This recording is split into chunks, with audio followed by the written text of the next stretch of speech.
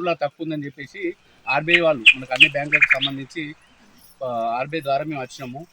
మీకు లోన్ల గురించి కానీ మన బ్యాంకు వెళ్తే మీకు కూడా చెప్పే పరిస్థితులు వాళ్ళు ఉండరు కాబట్టి మమ్మల్ని మాకు ట్రైనింగ్ ఇచ్చి ప్రతి ఊరికి వెళ్ళి చెప్తా ఉన్నట్టు. ఇట్లా ఈ కార్యక్రమం అనేది మన విలేజ్లో కాదు, దేశవ్యాప్తంగా మొత్తం స్టార్ట్ చేసారు. ప్రతి ఒక్క మండలానికి ఒక కౌన్సిలర్ ఏర్పాటు చేసి మేము 2 మండలాలు చూసుకుంటాము. తంగలపల్లి ఇది గంభీరపేట 2 చూసుకుంటాము. ఇట్లా మనము ఈ ప్రాజెక్ట్ అనేది 3 సంవత్సరాలు ఇచ్చారు మనకు ఎప్పుడు మీకు ఇప్పటికి 1.5 ఇయర్లో 3 సార్లు వచ్చినాము. ఇంకా కూడా 1.5 ఇయర్లో కూడా మనకు మహిళా సంఘాల మీటింగ్ జరిగినప్పుడు కానీ, కుల సంఘాల మీటింగ్ జరిగినప్పుడు, గ్రామ సభలు జరిగినప్పుడు, ఈజీఎస్ వర్క్ జరిగినప్పుడు వచ్చి మీకు చెప్తా ఉన్నట్టు. నేను చెప్పేది ఏంటంటే బ్యాంకు సంబంధించింది, మళ్ళీ ఇప్పుడు ఈ మధ్యలో సైబర్ క్రైమ్ జరుగుతుంది కదా, సైబర్ క్రైమ్ గురించి, మళ్ళీ మీకు సోషల్ సెక్యూరిటీ స్కీమ్ గురించి, ప్రధానమంత్రి సురక్ష బీమా యోజన, జీవన్ జ్యోతి బీమా యోజన, అటల్ పెన్షన్ యోజన, వీటి గురించి కూడా మీకు చెప్తాము. అట్నే పిఎంఈజీపీ ఎన్ఎల్ఎం స్కీమ్ గురించి, లోన్ల గురించి కూడా దాని పాస్ రేట్ ఉందని కూడా అవి కూడా మీకు చెప్తా ఉన్నట్టు. ఓకేనమ్మా. ఈ మధ్యలో మీకు ఎవరికి ఫోన్ చేసినా కూడా ఏమని చెప్తుంది? ఫోన్ చేస్తే ఫోన్లో ఏమని చెప్తుంది? దాని గురించి చెప్పడానికి కష్టము. మీకు ఫోన్ చేసి బ్యాంకు నుంచి కానీ, ఎల్ఐసి ఆఫీస్ నుంచి కానీ, లేకపోతే పోలీస్ స్టేషన్ నుంచి కానీ, ఎవరు కానీ ఎక్కడి నుంచి ఫోన్ చేసినా కూడా మీకు ఏదైనా లాటరీ వచ్చిందని కానీ, ఆఫర్ వచ్చిందని కానీ, ఏది వచ్చిందని కూడా మీరు నమ్మద్దు. ఫోన్లో మాత్రం ఏ విషయం కూడా షేర్ చేసుకోవద్దు. మీకు దగ్గరనే ఉంటుంది గంభీరపేట. మీకు పోలీస్ స్టేషన్ కానీ, బ్యాంక్ కానీ, ఏదైనా కానీ మనం డైరెక్ట్ పోయే చేసుకోవాలి. ఏ లోన్ కట్టమని కానీ ఎవరు కానీ మీకు ఫోన్లో ఎవరు అడగదు. ఓకేనమ్మా. అట్నే బెదిరింపు కాల్ కూడా వచ్చినా కూడా మనం భయపడద్దు. మనకు ఫోన్కు సంబంధించి ఎక్కువ ఫోన్ల ద్వారా జరుగుతుంది కాబట్టి మనకు చాలా మంది డబ్బులు కూడా కొట్టుకుంటారు.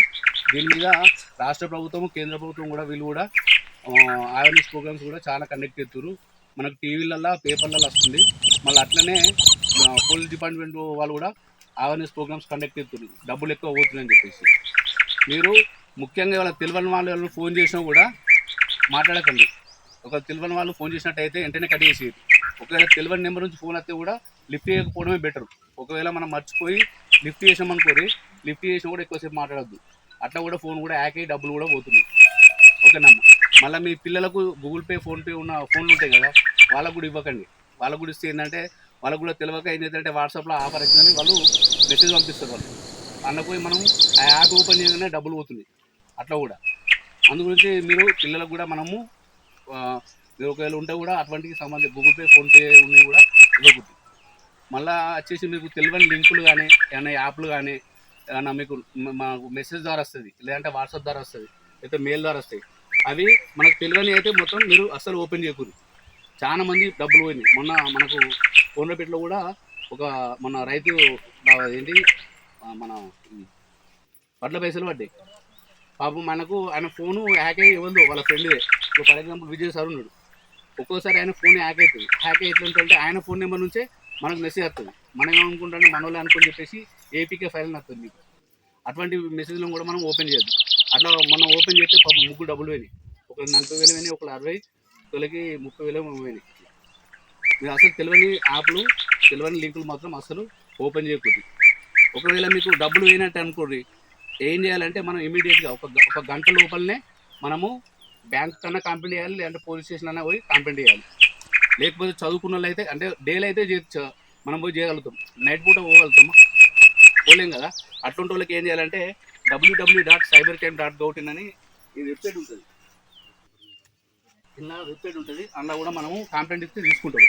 అయితే ఇది ఒకటే గంట లోపల మనం చేయాలి. ఒక గంట లోపల అయితే ఏమవుతుందంటే మన డబ్బులు పోకుండా ఆపగలుగుతారు అన్నట్టు. ఒక గంట దాటితే అది ఆల్రెడీ వాళ్ళ అకౌంట్లోకి వెళ్ళిపోతుంది. అంటే ఈ సైబర్ క్రైమ్ అనేది మన దేశం నుంచి కూడా చేస్తలేవు, పాకిస్తాన్ నుంచి, వేరే దేశాల నుంచి ఉండి చేస్తారన్నట్టు. అందుకోసం అని చెప్పేసి మనము ఒకవేళ మనకు డబ్బులు వేరేట్టు ఎట్లా వెళ్ళాలి, మనకు ఎట్లా తెలుస్తుంది? మెసేజ్, ఫోన్ నెంబర్ లింక్ పెట్టుకోవాలి. ఫోన్ నెంబర్ లింక్ పెట్టుకుంటేనే తెలుస్తుంది, లేదంటే మనం బ్యాంక్ పోతేనే తెలుస్తుంది. కాబట్టి మనకు ఖచ్చితంగా ఫోన్ నెంబర్ లింక్ పెట్టుకోవాలి. లింక్ పెట్టుకుంటేనే మనకు అది ఎప్పుడు అయినా కూడా తెలుస్తుంది. ఓకేనమ్మా. అట్లనే మీరు ఒకవేళ డేలు అయిందనుకోండి, డేలు అయితే పోలీస్ స్టేషన్కి పోయి కూడా కంప్లైంట్ చేయొచ్చు, లేదంటే బ్యాంక్ పోయి ఉన్నావా చెప్తే వాళ్ళు చేస్తారు. దీనికి ఒక ఉదాహరణ ఏంటంటే, ఒక దొంగ వాడు అనుకోండి, మన రాత్రి పడ్డ దొంగ రాత్రి లింక్లు ఆడాలి, తెల్లారి లింక్లో దొరుకుతుందా? ఇది కూడా అంతే. ఎంత తొందరగా మనం పైసలు ఇవ్వడం అందమే తెలిసిందో మనం ఇమీడియట్గా చేయాల్సి ఉంటుంది. ఓకేనా? దాన్ని గోల్డెన్ అవర్ అంటారు. ఒక గంటల కంప్లైంట్ చేసిన 100% పైసలు రిటర్న్ ఇప్పించారు. 100% పైసలు ఆపి అకౌంట్ ఫ్రీజ్ చేసి డబ్బులు ఇప్పించారు. అదే ఒక 1 అవర్ తర్వాత అయితే డబ్బులు ఇప్పించడం కష్టమవుతుంది. మళ్ళీ ఒకవేళ మీకు సైబర్ క్రైమ్ ద్వారా డబ్బులు పోయినట్టయితే ఈ కంప్లైంట్ అనేది 3 రోజుల దాకా తీసుకుంటారు. 3 రోజులు దాటిందంటే మళ్ళీ తీసుకోరు. ఓకేనమ్మా? ఈ మళ్ళీ ఇంకొకటి, మీరు కూడా ఇప్పుడు కొంతమంది ఫోన్లలో కూడా లోన్ తీసుకుంటారు ఏదైనా వాళ్ళని తీసుకోరు ఇక్కడ తీసుకుంటున్నారు. అయితే ఫోన్లలో కూడా లోన్ తీసుకున్నప్పుడు ఏంటంటే ఆర్బీఐ అప్రూవల్ ఉన్న పర్మిషన్ ఉన్న యాప్ల నుంచి లోన్ తీసుకోవాలి. ఈ ఆర్బీఐ అప్రూవల్ లేకుండా వేరే యాప్ నుంచి లోన్ తీసుకుంటే ఏమైందంటే సైబర్ క్రైమ్ గురయ్యడానికి అవకాశం ఉంటుంది. అది ఏ రకంగా అంటే వాళ్ళు మన అన్ని డీటెయిల్స్ అడుగుతారు. ఆధార్ కార్డు అడుగుతారు, పాన్ కార్డు అడుగుతారు, ప్రతి ఒక్కటి అడుగుతారు. అడిగేసరికి ఏమవుతుందంటే మనం చెప్పేసరికి మనం ఓటీపీలు అని చెప్తే వాళ్ళు మన అకౌంట్లోకి వచ్చి మన డబ్బులు తీసుకోవడానికి అవకాశం ఉంటుంది. ఓకే, డబ్బులు అయినా పర్లేదు.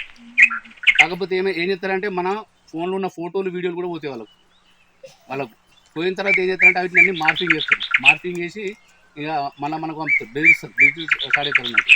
ఆ వీడియోలు ఎట్లుంటాయి అంటే అసభ్యంగా ఉంటాయి. అప్పుడు మనం ఏం చేస్తామంటే ఇక అప్పుడు ఎన్ని డబ్బులు అడుగుతాన్ని ఇవ్వాల్సిందే మనం. ఇట్లా కూడా కొంతమంది సూసైడ్ చేసుకుంటారు. కాబట్టి అసలు ఫోన్లలో తీసుకునే మనము లోన్లు ఉంటాయి కదా, ఫోన్ ద్వారా తీసుకునే లోన్లలో అసలు ఇంట్రెస్ట్ ఎక్కువ ఉంటాయి వీటికి. ఇక మనం అవసరం కూడా తీసుకోవాలి.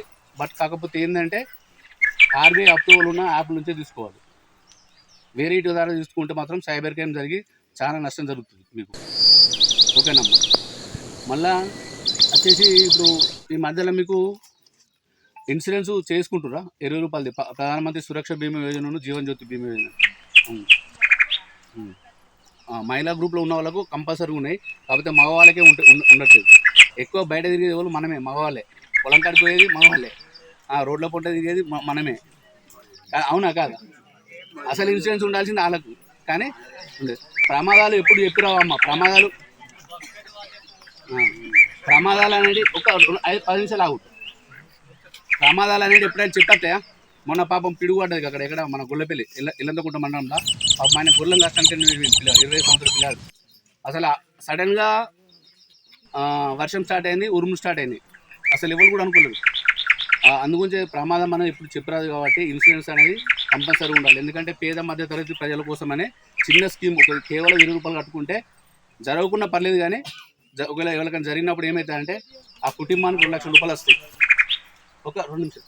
ఆ కుటుంబానికి ఇప్పుడు ఒక కుటుంబాన్ని పోషించే ఇంట్లో ఎవరైనా కానీ 18-70 సంవత్సరాలు అందరూ కుటుంబానికి అందరూ మనము ఆధారపడ్డలో మేము ఉంటాం.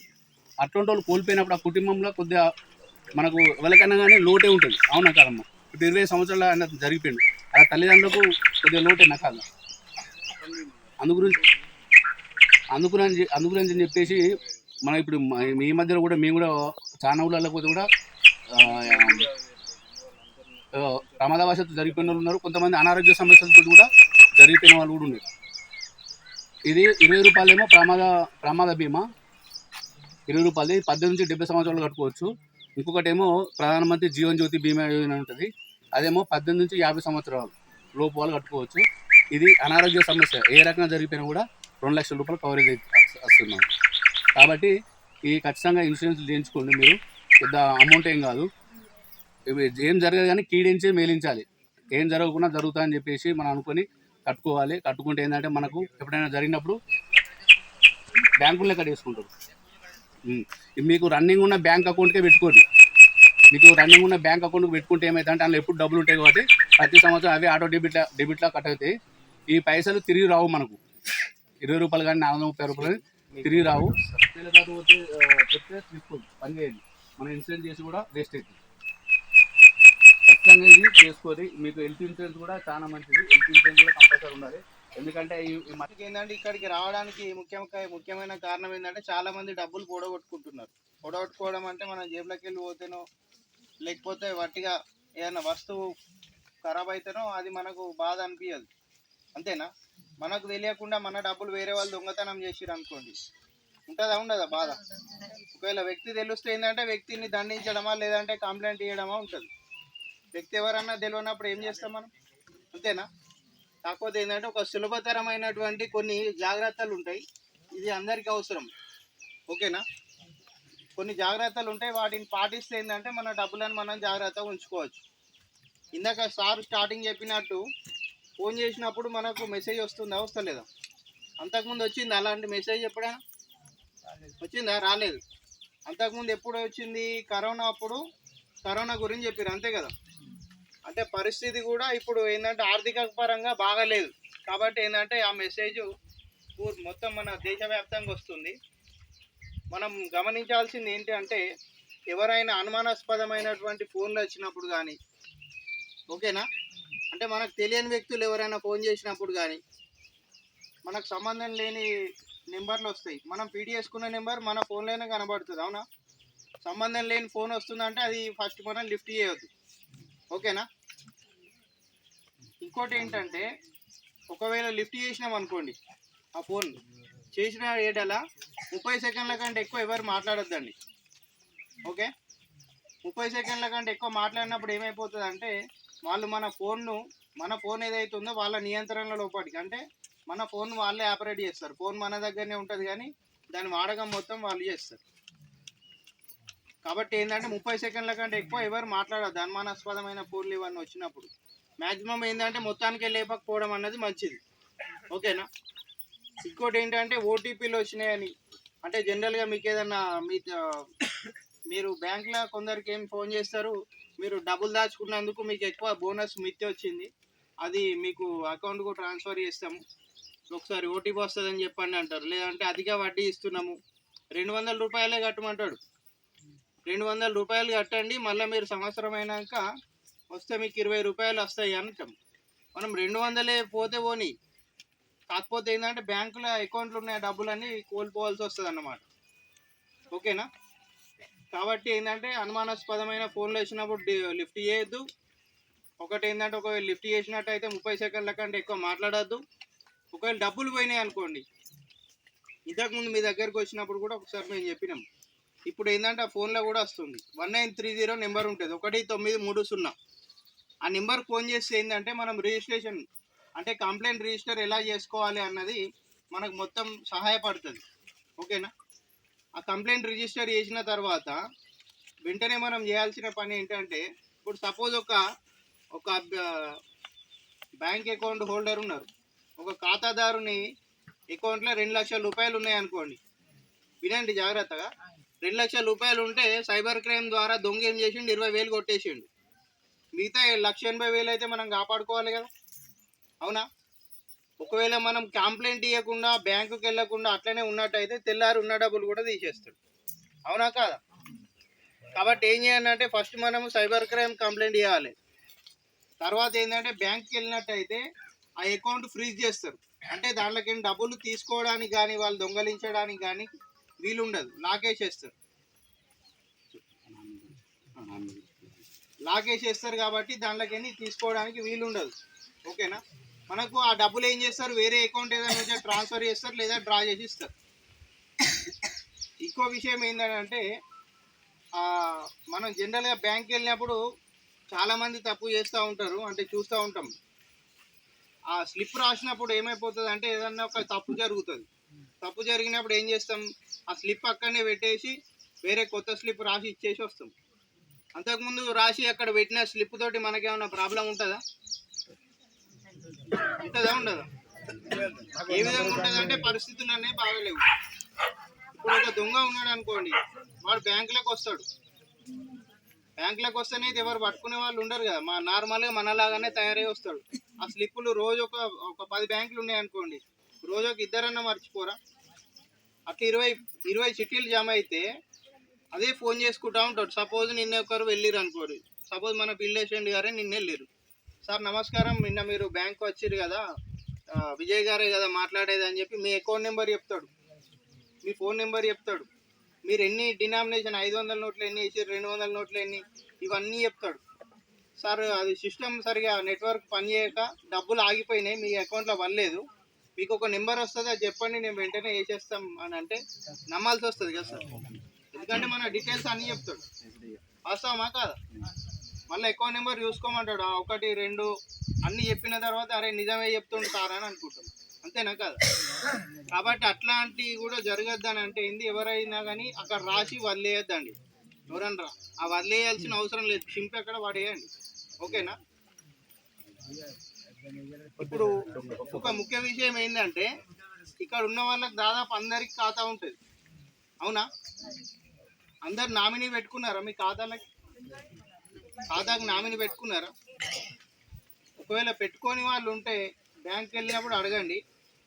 పెట్టుకున్న వాళ్ళైనా సరే, సార్ నా అకౌంట్కు నామినీ ఉందా లేదా అన్నది మీరు తెలుసుకోవాల్సిన విషయం. ఓకేనా అమ్మ? ఎందుకు తెలుసుకోవాలి అని అంటే, డబ్బులు ఎందుకంటే మనం బ్యాంకులో ఎందుకు పెట్టుకుంటాం? దాచుకోవడానికి పెట్టుకుంటాం, అవునా? ఇప్పుడు మన ఒక వ్యక్తి జరిగిపోయింది అనుకోండి, ఆ డబ్బులు ఎవరికి ఇవ్వాలి? నామినీ లేకపోతే వేరే వాళ్ళకైతే ఇయ్యరాదు కదా, కుటుంబ సభ్యులకు ఇవ్వచ్చు. కుటుంబ సభ్యులకు ఇవ్వండి అంటే, కుటుంబ సభ్యులు ఎవరున్నారో అందరు సంతకం కావాలి, ఆ ఫామ్స్ నింపాలి, ఎంఆర్ఓ ఆఫీస్ పోవాలి, గ్రామ పంచాయతీ పోవాలి, అన్ని ఆఫీసులకు తిరగాలి. ఇది బాగా ఇంపార్టెంట్, ఇది బాగా ఇంపార్టెంట్. నామినీ తోటే ఈ ప్రోగ్రామ్ స్టార్ట్ అయింది. మనము మన దగ్గర దాదాపు 80,000 కోట్లు లాస్ అయినాం ప్రజలు. అయితే డబ్బులు ఎక్కువనే అనుకోండి, సరే తిరుగుతాం. డబ్బులు తక్కువనే అనుకోండి, ఒక 2,000 3,000 ఉన్నాయి అనుకోండి, అందరు సంతకం పెట్టాలి, మనం ఆఫీస్లో చుట్టూ తిరగాలి. తిరగడానికి ఒక నెల నుంచి 2 నెలలు పడుతుంది. కాబట్టి ఏంది, ఆ 2,000 గురించి తిరుగుతుందంటే మనకు 3,000 ఖర్చు అవుతుంది, అవునా? అట్లని డబ్బులు పట్టి వదిలేయాలని కాదు, కంపల్సరీ ప్రతి ఒక్క వ్యక్తి నామినీ అన్నది పెట్టుకోవాలి. ఓకేనా? ఇద్దరైనా పెట్టుకోవచ్చు, మీరు ముగ్గురైనా పెట్టుకోవచ్చు నామినీ. అంటే మీ కుటుంబ సభ్యులు, ఇప్పుడు భర్త తర్వాత భార్యకు పెట్టుకుంటారు, భార్య భర్త పెట్టుకుంటారు, ఎవరి అవసరం ఉంటే పిల్లల్ని కూడా పెట్టుకోవచ్చు. ఓకేనా? ఇంకో విషయం ఏంటని అంటే అమ్మ, ఇప్పుడు ఇందాక చెప్పినట్టు నామినీయే కాకుండా ఇప్పుడు మీకు ఒక డబ్బులు మనం లావాదేవీ చేస్తుంటాం, బ్యాంకులో డబ్బులు వేస్తాం. వేసిన తర్వాత ఎన్ని డబ్బులు పడ్డాయా, ఎన్ని డబ్బులు తీసినావా అన్నది మనకు తెలియాలంటే ఎట్లా? ఒకవేళ దొంగతనమే జరిగింది అనుకోండి, మనకు మెసేజ్ రావాలి. డబ్బులు కట్ అయితేనైతే మెసేజ్ వస్తుంది కదా. అప్పుడు మనం ఏం చేయాలి? రావాలంటే ఫోన్ నెంబర్ అన్నది ఖాతాకు లింక్ ఉంచుకోవాలి. ఫోన్ నెంబర్ అనేది ఖాతాకు లింక్ లేకపోతే ఎన్ని పైసలు పోతున్నాయి, ఏమవుతున్నాయి అన్నది తెలియదు. ఓకేనా? ఇంకోటి ఏంటంటే చిన్న అజాగ్రత్త, అంటే దాదాపు చాలా మంది చేస్తూ ఉంటారు. ఏటీఎం కార్డ్స్ ఉన్న వాళ్ళు ఉన్నారా ఇక్కడ? ఏం చేస్తారు అని అంటే, మన ఇంటికి తాళం వేసి తాళం చేయి మన దగ్గర పెట్టుకొని వెళ్తాం. అక్కడనే ఇంటికన్నా అయితే పెట్టుకోము కదా. చూడండి అని ఏటీఎం కార్డుల లోపల ఏం చేస్తారు అంటే, వెనుకకి నెంబర్ రాసి పెట్టుకుంటారు ఈజీగా. అంటే ఎవరు సపోజ్ ఏదన్నా తొందరలోనో ఏదో డబ్బులు తీసుకొని ఇంకేదో చేసి ఎక్కడ పడిపోయింది అనుకోండి, ఒక వ్యక్తికి దొరికింది ఏటీఎం, వట్టిగా ఏటీఎం పోతే ఏం కాదు, మళ్ళీ కొత్తది తెచ్చుకుందాం. మీ నెంబర్ రాసి పెట్టిరు అనుకోండి, అప్పుడే మీ ఇంట్లో మీ భర్తనో లేకపోతే ఇంకెవరైనా ఉంటే మీరు దాచిపెట్టుకున్న డబ్బులే ఉన్నాయనుకోండి, ఆ వ్యక్తి తీసుకుంటా ఉంటాడు, అవునా? ఆ తీసుకున్నాక కూడా మనకు తెలియనంటే ఎట్లా? ఫోన్ నెంబర్ లింక్ ఉండాలి. ఓకేనా? ఎవరు కానీ ఏటీఎంలో వెనుక నెంబర్ రాసి పెట్టుకోవద్దండి. ఆ పెట్టుకుంటే ఏందని అంటే ఇబ్బంది మీకే, మీ డబ్బులు మీకే వేస్ట్ అయిపోతాయి. తర్వాత ఏంటంటే ఇబ్బందుల పాలు కావాల్సి వస్తుంది. సరేనా?